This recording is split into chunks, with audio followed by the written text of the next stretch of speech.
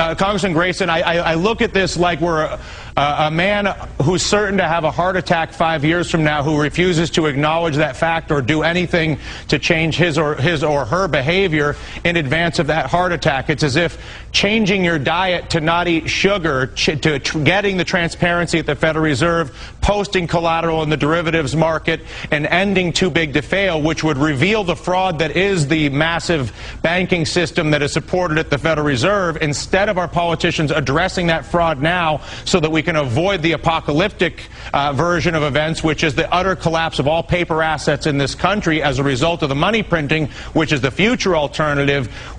What can we do to make people understand the future alternative so that making the modest dietary changes, if you will, and stop eating sugar and actually make the change we need actually happens, Congressman Grayson?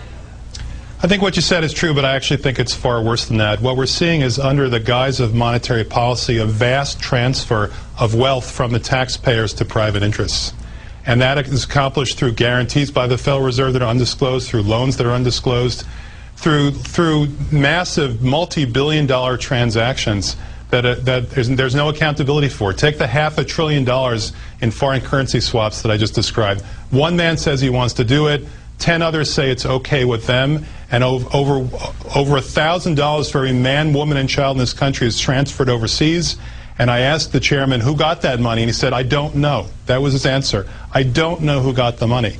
What we're going to see is that as the Federal Reserve asserts itself and hands out more and more money to its friends through guarantees, through loans, and otherwise, every dollar in your pocket becomes less valuable. Everyone's 401k, everyone's checking account, everyone's investments, they all become trash.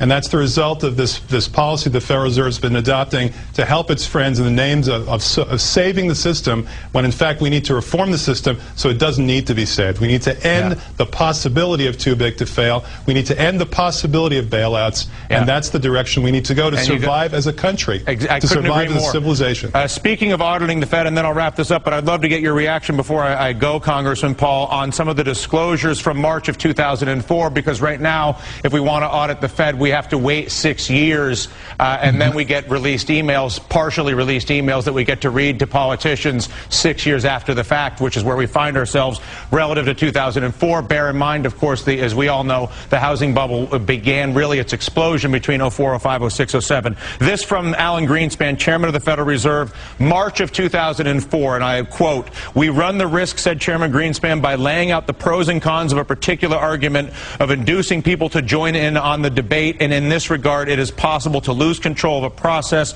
that only we fully understand." He's referring specifically there to the housing finance and the financing of housing. Also in the room, Jack Gunn, former Federal Reserve Bank president, member of the Fed, effectively a contemporary of the Fed chairman.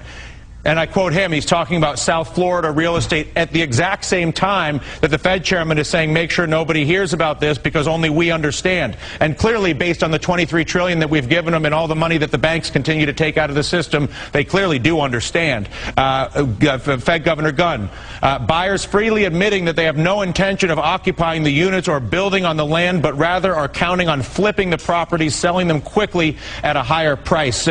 Is this compelling evidence for the case to audit the Fed, that we are seeing this sort of email and this sort of dissent being hidden from the American people? Absolutely. That makes our point and why it's necessary for us to know what they're doing and thinking. You know, in spite of all the secrecy, there were some economists, even back in the early part of this decade, that saw it coming, knew it was coming, saw the bubble, predicted it, and acted accordingly.